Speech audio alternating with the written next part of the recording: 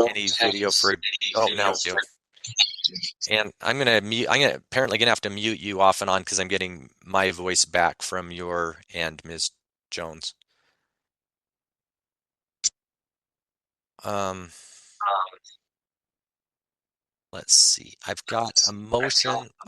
Again, I'm gonna have to mute. Sorry, Ms. Jones. I'll just have to mute you, and then you'll have to unmute yourself to talk, and then remute or something because I'm getting double really bad.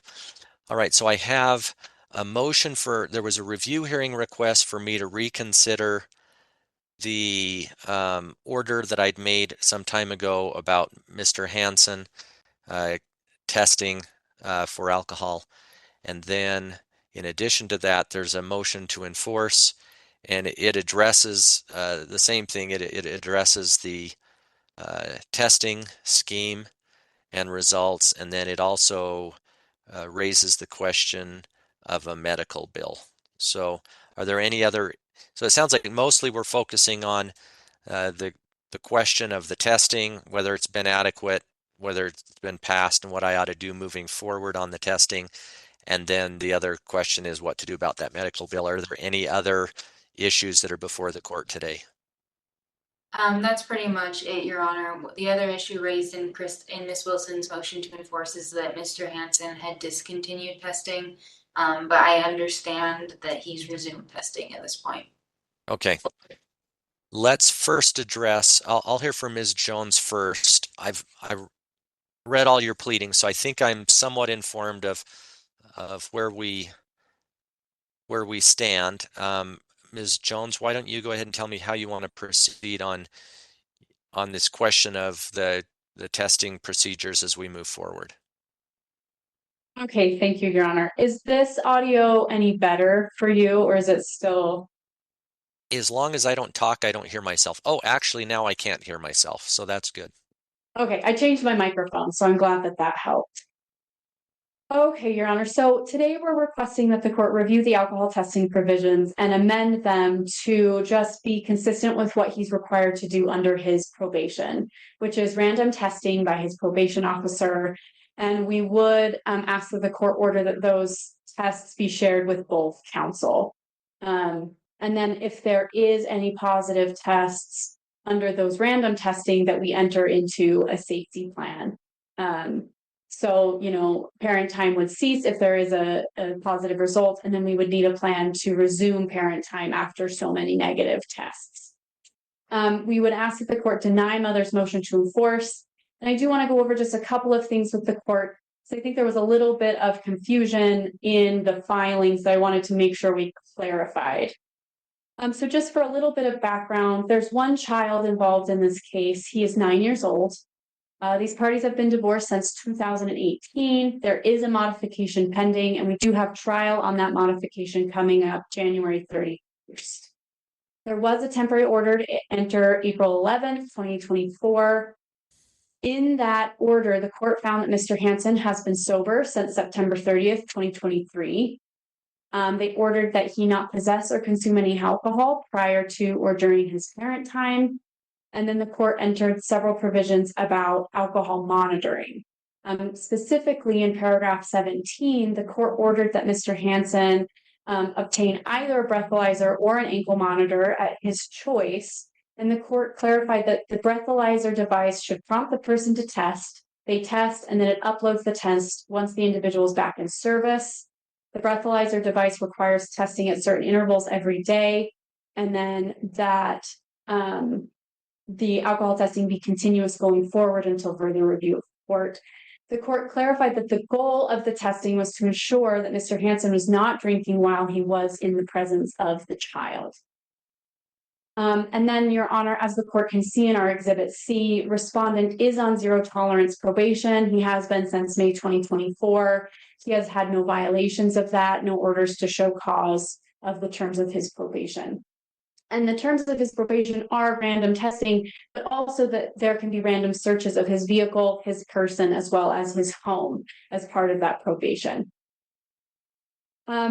So the issue in this case is just whether or not Mr. Hansen has complied with the court order. And we would argue today that the court made several recommendations for how Mr. Hansen could comply with that court order, and Mr. Hansen has done his utmost to comply. I think he's made some pretty extraordinary efforts to find a testing regimen that complies with the court orders, and he has done so. He has complied, and he has been sober and not drank.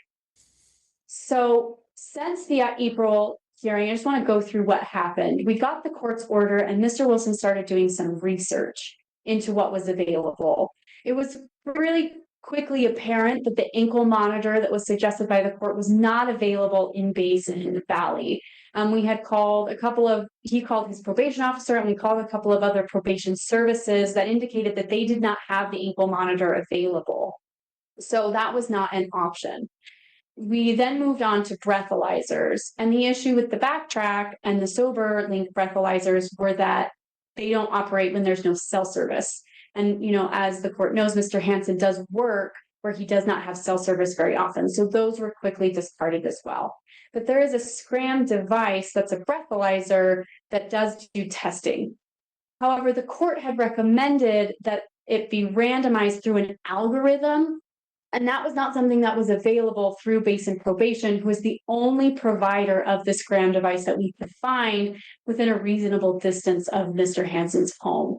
So Basin Probation indicated that they could do some things to make it randomized, but it would not be randomized by the device itself or by the algorithm. And I do just want to clarify that we don't believe that the court specifically ordered that Mr. Hansen do randomized testing, but he has been doing randomized testing.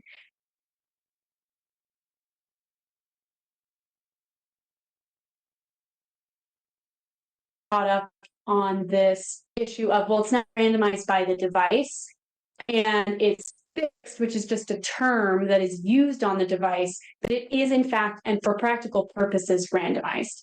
So I want to go over a few things with the court. Mr. Hansen does not own this device, and he does not have any control over the settings of the device. It is all handled by Basin Probation. All of the test results have been provided to Ms. Wilson's counsel, and those were filed as Ms. Wilson's Exhibit A. And the court can go through that. It's 235 pages. Those results were summarized by Basin Probation in Father's Exhibit B. So if the court wants to look through those very quickly, they can. And if the court does look through those, the court will see that those were essentially randomized. Mr. Hansen was tested anywhere from 2 to 4 times a day, and that was done at mother's request. We initially said, well, let's do it 4 times every single day. Mother said, no, if he knows that he's had his 4th test, then he might start drinking again because he knows he won't be tested. So we asked Basin Probation to randomize between 2 to 4 tests, and that is what they have done. So if the court looks through Exhibit B, you can see some days he's tested at 6:30, sometimes he's tested at 7 or 7:30, 8:50, 11, or 12, but it's not the same time every single day. It's not standardized, it's not fixed. And although some of those tests may be the same, on the same, I don't want to say the same schedule, but you can see in the test there may be days where he's tested at 8, 10:50, 3 days in a row, but you can see that it's not every single day for weeks at a time. And then those testing schedules that were set by Basin Probation in advance are then changed every month. So not only is the testing not the same every day, it's also not the same every month. So it is essentially random. A photo is required to be submitted with every test to verify identity, and there have been no positive tests since April 2024. There have been a few missed tests, and Mr. Hansen has explained those. He's talked to Basin Probation about those. He does sometimes get required to test while he's driving, and so he has missed tests because he's not been able to pull over in time. He has been asked to test while he's been asleep. And so there are several of the tests you can see he's lying in bed. And there were some times where he did not wake up in order to test. And then there were several times where he missed because he was in a work meeting that he could not stop in order to test. There have also been some tests that have registered trace amounts of alcohol, 0.005, 0.008, but those have been very, very minor.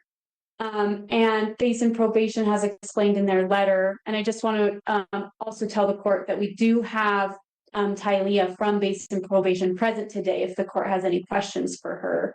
That those trace amounts are not considered a positive because there are several foods and several other things like brushing your teeth that can cause trace amounts. And you can look at the tests and see that sometimes he'll do a test immediately after and it will be lower or it will be 0, which if he was drinking, the alcohol in your system tends to go up, not immediately go down or immediately shoot down to 0. So those are not positive tests. Mother's concern seems to be that father's manipulating the tests, but she's provided no evidence of that claim. I just don't think that she likes the way father has gone about this, but she provides no alternative that is available to him that he could follow. And he has done a lot of due diligence when choosing this current program that he is on. What is the He's fully testing? compliant. What is the testing that goes on that would go on under his probation order? I believe it would be random, and Mr. Hansen, you'll have to correct me if I'm wrong. I believe it would be random weekly testing. Who's conducting the testing, Mr. Hansen? Usually it's twice a month. I check in with Scott Hargis. Okay. All right. So Your Honor, I did just want to briefly address that father does have another custody case with another child. That case has been resolved. And I did want to just tell the court that we resolved that case with Mr. John Hancock and no alcohol testing is required in that case. Relevance. I don't see how a stipulated order in another case is relevant to what we're doing here. All right, Ms. Jones, go ahead. Okay, thank you, Your Honor. I think, again, that's, someone else was less concerned than is Ms. Wilson. So anyway, Yes, go ahead. Your Honor.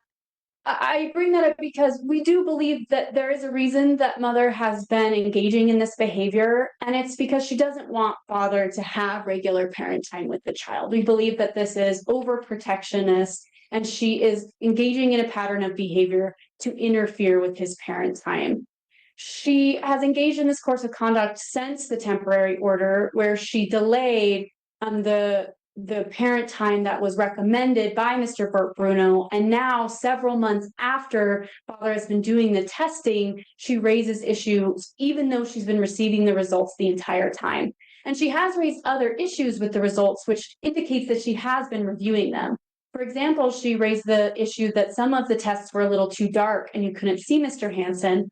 So I had a discussion with Mr. Hansen where I was like, you need to make sure there's enough light where we can see you fully in the picture. And that's been resolved. So she's raised other issues, but she waited over 6 months to raise any issues with the fact of this regimen, which highly prejudices my client. What does now we're a month away from trial. What is the cost to Mr. Hansen of this testing? What has the cost been monthly? I'll let him speak to that. So it's $360 a month. Okay. But it's great big, and I got to pack it in my pocket on my farm and my job, and it's how quite big? How big is great big? It's like this big, like this thick. So it's like 3-4 cell phones at one time. Okay. And then like it's okay, but I go to bed like at 8 at night, and I've been keeping my wife awake till like 10 every night too, just to say. But all right, thanks. All right, Your Honor, that's everything I have, unless you have any additional questions. I don't. All right, Ms. Reed, let's address the issue of the testing. And I want to ask before I hear from you, can I go to you in a base and probation for a minute? What was your name, ma'am? All right, and what's your last name? Hales. Hales. So one of the attorneys provided me with some tests, maybe all of the tests that were above a 0. And a lot of them are a 0.005. There's a 0.007. There are some that I am concerned about that are higher, but quite common to have somewhere in the 0.05 to the 0.08 range. Can you tell me what you normally see? I know we don't have an expert on the Scram device here today, but can you tell me, is this common among other people that use the same device, or do you have other people using the same device? I've only had one other person use this device, and I have kind of seen similar results. It could vary from alcohol, like products that contain alcohol, like NyQuil, mouthwash, stuff like that. Also, hand sanitizer. If he had used hand sanitizer before he put the straw in his mouth, and touched the straw, then that would affect it. Mm-hmm. Uh, With the other person that used it, were you seeing? So I'm seeing, for example, in the month of June, 1, 2, 3, 4, 5, 6, 7. There were 8 days where his tests were not all zeros. Were you with the one other person that you had? Were you seeing that many tests that were not zero? The difference is the only other person that had it only had it for like a month. Okay. So I don't know exactly, and I can't quite remember what their results were. I knew that there was a few of them that were the 0.005, but there wasn't a whole lot because, like I said, he only had it for a month. Yeah, and here it looks like we're getting about 8 days a month. And Sometimes less. Here's one that's 1, 2, 3, 4, 5, 6. Well, that one's 7 days in the month that we're above a zero. and I know that if it fails, like if he's failed the blood alcohol thing, it will retest him again in 10 minutes to see if it goes down, if it's some food alcohol instead of ingested alcohol. All right. And I'm just looking at Ms. Reed's petition, or what is it, memorandum, and so I'm not looking at the document that shows the follow-up test on the same day to show whether it then immediately drops to zeros or not. And it does the same thing for a missed test. So say he missed a test, it'll ask to test again in 10 minutes. Yeah. And ask to test again in another 10 minutes. And it will do that for a total of 4 times. All right. And if he doesn't test after the 4 times, that's when it sends an alert to me that he has actually missed a test. All right. So I would like the attorneys to address for me and maybe take me to an exhibit that shows where if it's a positive result, then there's a test shortly thereafter that has a different result. Maybe that would help me out. I think I can answer that question. Okay. Usually when we're seeing those really low results, like a 0.005 to 0.009, then following test that comes much later, there's never tests right after. There's only 3 tests a day usually, and so the next test is coming 6 or 8 hours later, and that's usually a 0, not always. Okay. And then, Your Honor, I don't know if you're ready for me. I guess that was kind of a proffer of sorts. I want to talk to the parties. I'm prepared to do like a direct and cross-examination combined with Mr. Hansen. Then I'd also like the court to hear from Ms. Wilson. All right. So what issues do you want to address in your questioning, Ms. Reed? Mainly the alcohol monitoring, but the other, I'm prepared whether it's what issue about the alcohol? Yeah, whether it's required to be random, whether it has in fact been random, what the fixed testing schedules have looked like, and then also the results of the tests. All right. So I can tell you that going back to my order and remembering very well the hearing and what I was attempting to do by my order, I can tell you that I am satisfied at least with the effort that's been made, whether it's fully randomized or not. This is what this is as much as I would have imagined would have taken place. This is as much testing as I would have foreseen having happened under what I conceived of that day. I was working on my limited knowledge of what equipment was available and how it functioned, and I've looked through, I can see the tests when they were taken, 3 to 4 tests per day, and I would not find that that the respondent that Mr. Hansen would be in violation of any order because of the way the tests have been conducted. I do have some questions about and which I began to address with probation about the positives. But as far as whether the testing was adequate or randomized, based on what I understood was possible and looking at the schedule that's been done, I would not find that he's in violation, at least with regard to the testing schedule and the number of tests. Okay, yeah, understood, Your Honor. Do you have questions in addition to that? I'd like to ask him about the positive results. Sure. Mr. Hansen, I'm going to ask you to please raise your right hand and be sworn to tell the truth. Do you swear that the testimony you will give in this matter now pending before the court will be the truth, the whole truth, and nothing but the truth? Yes. Okay. Ms. Reed, go ahead. Yeah, can I share my screen? Yes, let me do that.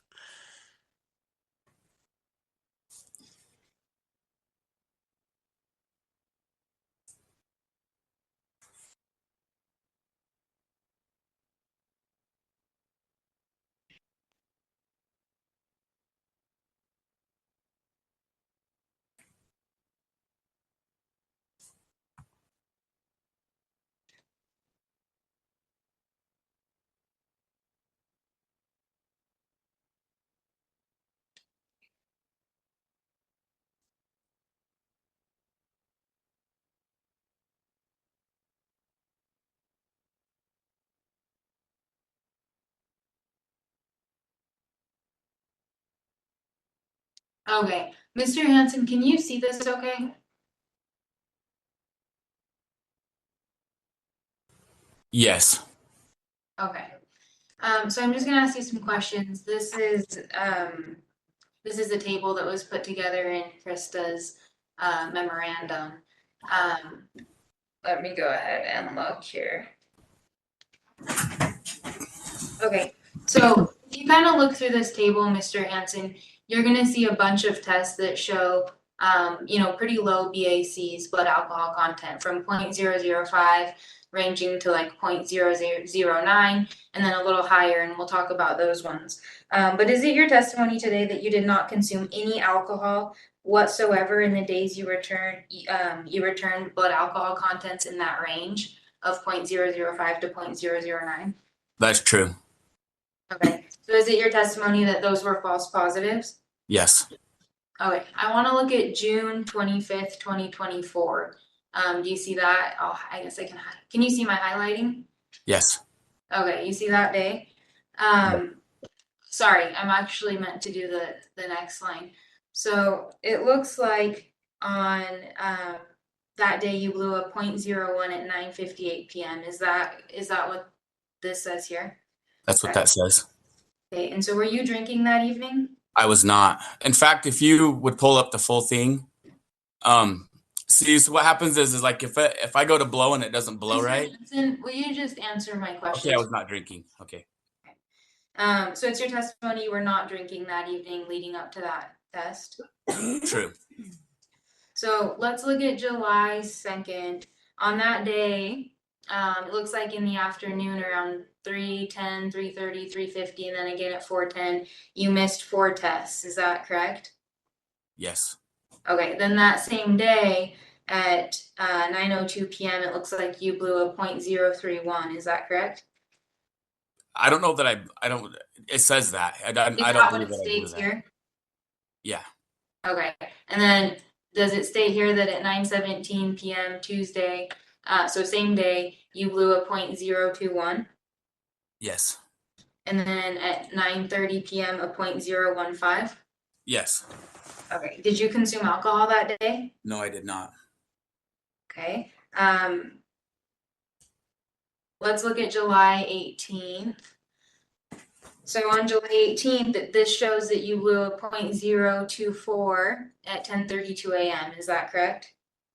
It says that, yes. That's what this shows? Okay. Yeah. And it looks like at 10:44 a.m., so just shortly after, you blew a 0.035. Is that correct? That's what it says. Okay. And at 10:57 a.m., a 0.029? That's what it says.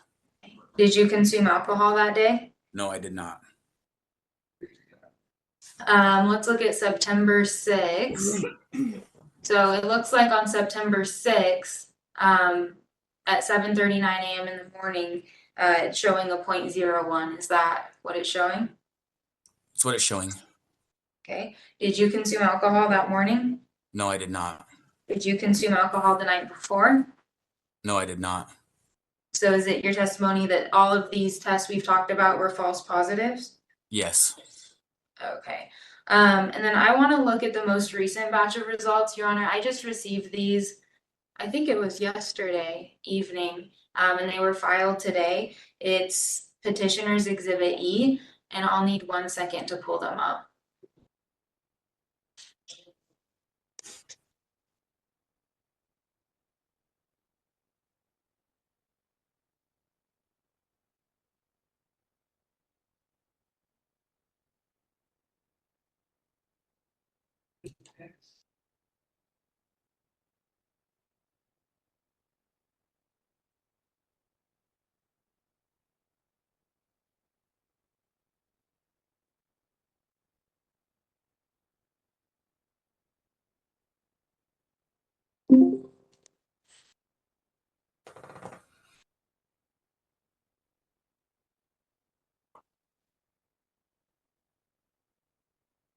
Oh, wait, let me see if I can make these a little bigger.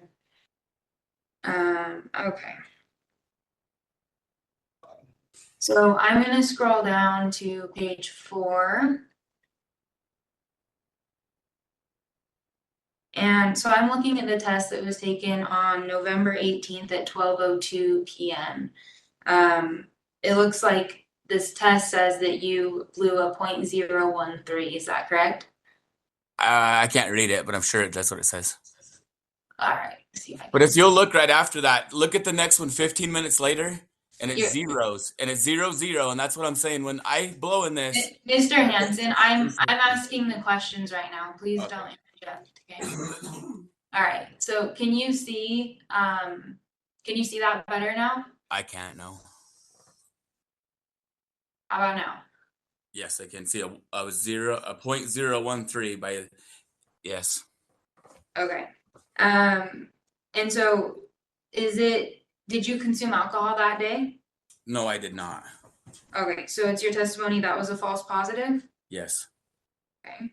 And then you mentioned the next test. So this test was 11:18 at 12:02 p.m. Okay, so the noon hour. And then if we look at the next test, it was taken at 7:04 p.m., right? So about 7 hours later. Do you agree with that? Yes. Okay, and 7 hours later, you blew a 0, correct? Yes. All right, and then I want to go to page 22 real quick, and I'm going to skip down there.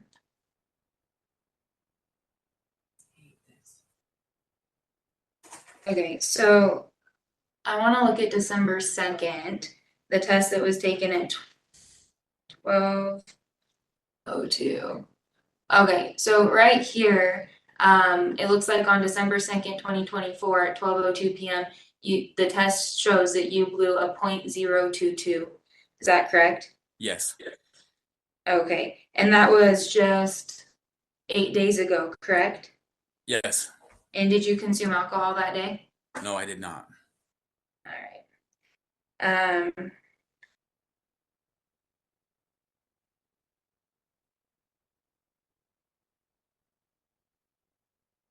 So, Mr. Hansen, is it your testimony then that you've been sober since the last hearing? Yes. Not a single drink, a single time? No. Nope. Okay, those are all my questions for Mr. Hansen, Your Honor.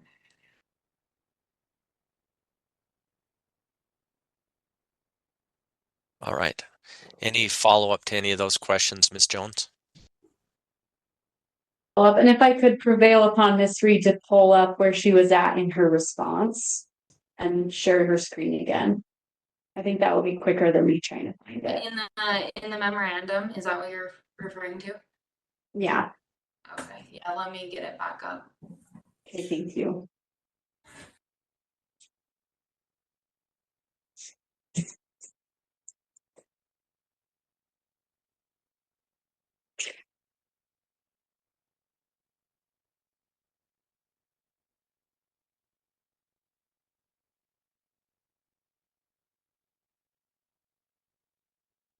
I'll let you direct me, Ms. Jones. Okay, we can actually start here. If you'll scroll back down to page 22, we can start there.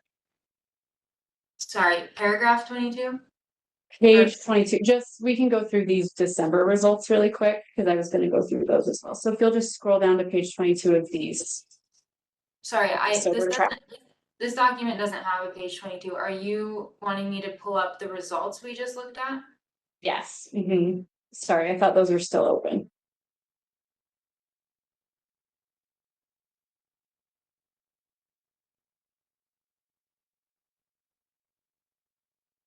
I can do it as well if that's easier. Just let me know. All right, I'm on page 22. Oh, I'm not seeing that. Is it not shared? It says it's sharing. Yeah, we can see test number 1 in red, 11/15/2024. There we go.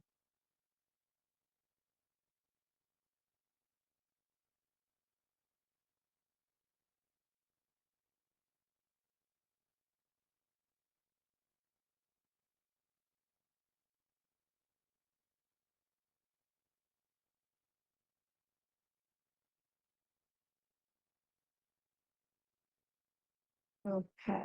And then if you'll scroll down to where he got the positive results.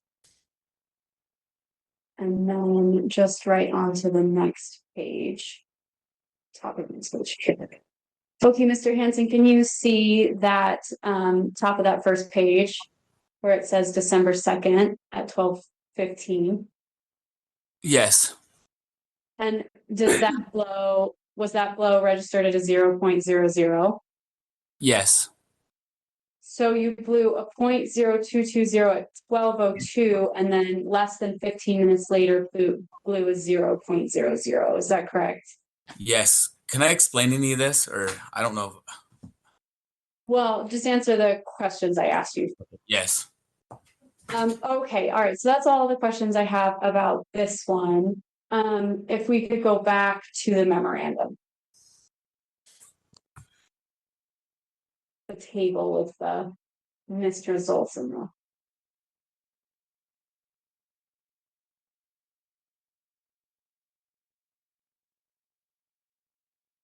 Perfect. Okay, so Mr. Hansen, can you see where it says July 2nd, 2024? July 2nd, 2024. Yes. Okay. Can you tell me, were you working on this day, July 2nd, 2024? That actually, yes, I think that the second, I believe that I was doing cement for my hot tub, and I had it sitting in the house. So I've you were got working at your pictures of house me that doing the day? cement. Yeah, I've got pictures of the cement. I could send them in with a timeline on it. Okay. What days of the week do you usually work? So I work Monday through Friday, and then we had a little bit of a deal, and so like I've got meetings on Tuesday mornings for quite a few hours and Wednesday mornings, and that's when if I've ever missed any, it's been on accident. I've left it at my desk and forgot to take it down the hall with me because I sat in there with like 20 people, but What time are your meetings at work? usually from 7:30 till about 10:30. Okay. All right. So, Ms. Reed, if you could scroll up to May 28th, 2020.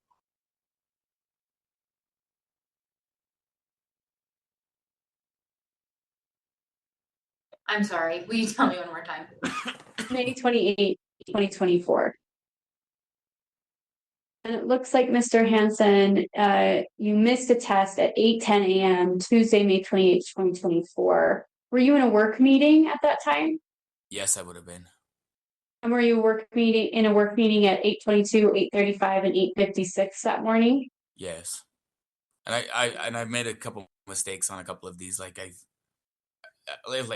like said it, like in my desk or something, and like had somebody ask me hard questions or something when I did, and then I went and found it, and I was like, had to have probably missed one because it didn't come up. You know what I mean? And Mr. Hansen, what time do you usually get ready for bed at night? 8:30. Do you ever get ready for bed around 9 or 9:30?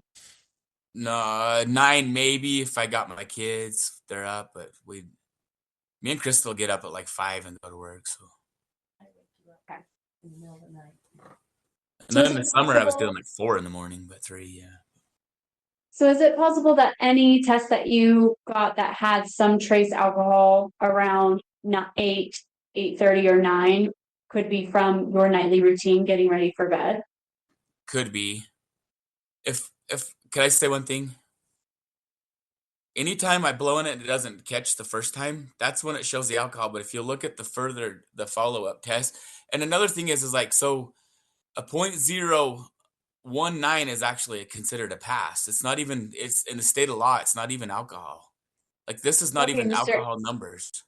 Mr. Hansen, I'm gonna have you just answer the questions that I asked right now.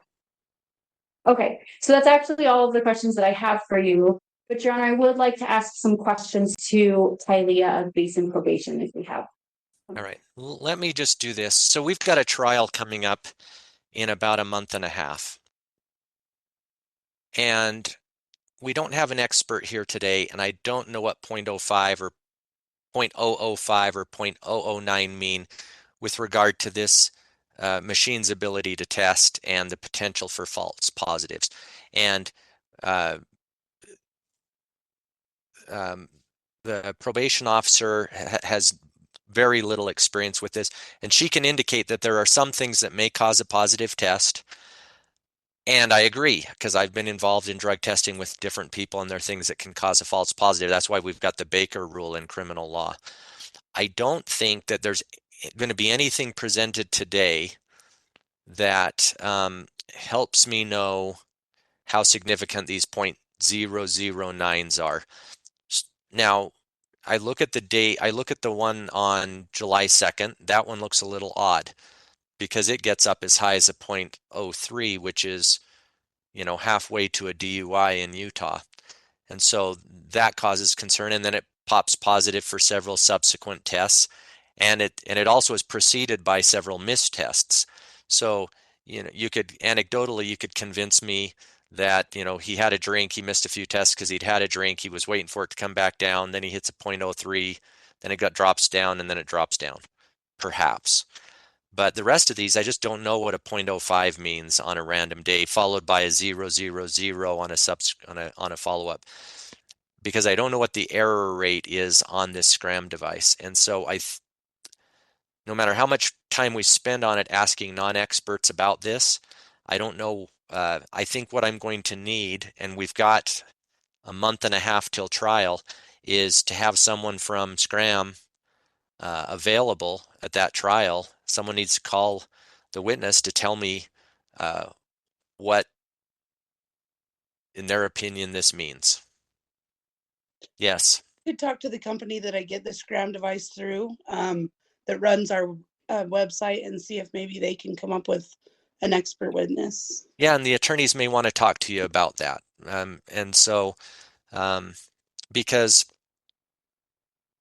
the levels potentially mean that, we may even need an expert, because I know, for example, that a drink causes someone's blood alcohol level to rise somewhere to a point somewhere between a 0.01 and a 0.03, depending on the body weight of the person.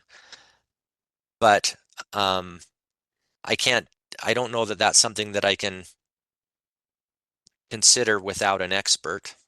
I also know that alcohol metabolizes at 0.15% per hour, but I don't know that I can take judicial notice of that either. So I probably need some experts to help me interpret what these very, very low numbers mean, if anything. And someone from Scram to tell me if these random 8 measurements per month that are at 0.005 have any legal significance. So I don't know that going on further today is going to make me be able to lean one way or another. So as far as what I see now on the testing regimen is that Mr. Hansen is in substantial compliance with what I anticipated when I ordered testing.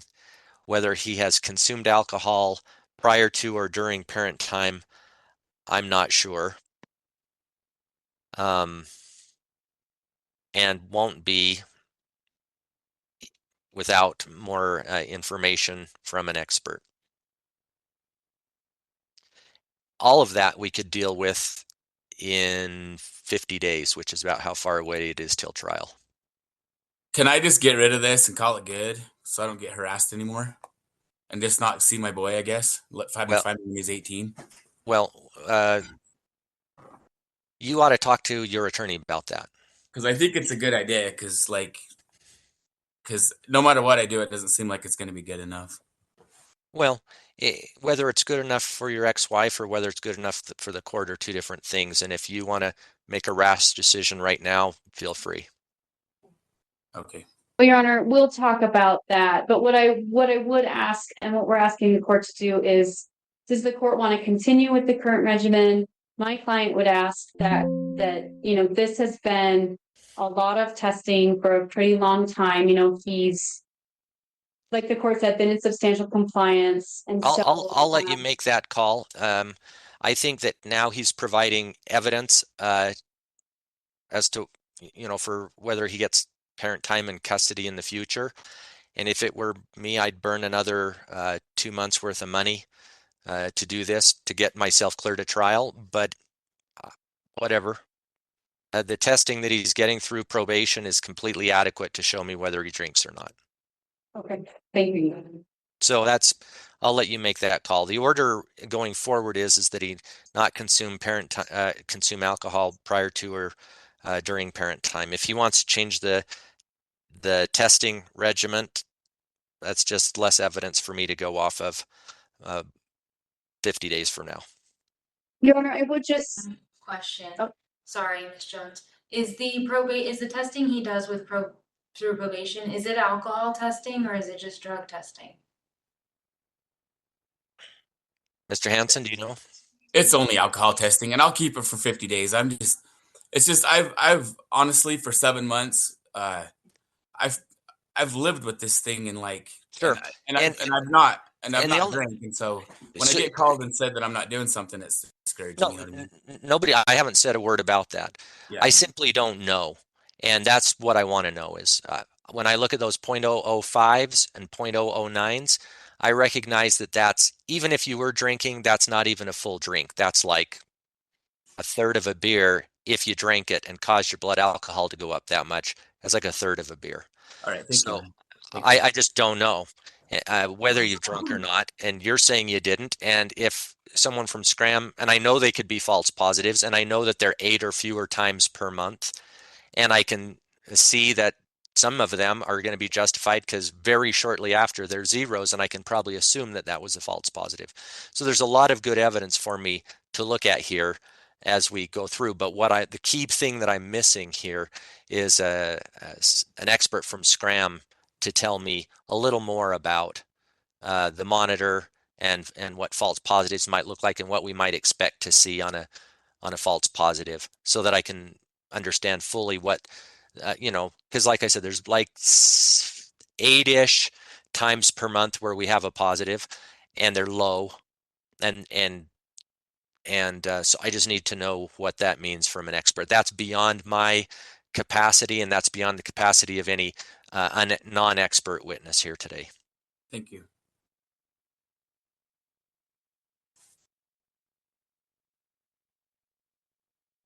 And frankly, like I said before, there are complaints about the testing schedule. You've tested as much as I would have expected a person to test. All right, let's talk about, do we need to address the medical bill today, or is this something we can deal with at trial? Do we want to handle that medical bill today? Your Honor, I would just want to say that the primary reason that we filed our motion to enforce was because he did discontinue testing. But he has resumed, it sounds like? He did resume testing. We were notified of that just barely when he filed his opposition to the motion to enforce. Same story with the medical bill. Filing the motion to enforce apparently prompted him to pay it, and it has been paid. Great. All right, and as he indicated just now, he's willing to go on with the testing another 50 days. I think that's a good idea because that helps me know and have confidence that he's not drinking, especially if someone from Scram shows up and explains to me what these .005s mean. And then I'll make a decision on the 31st and we'll go forward from there. Okay. So it sounds like I won't modify the order by stipulation. We'll just leave everything in place as is, and I will see everybody on the 31st of January, I think.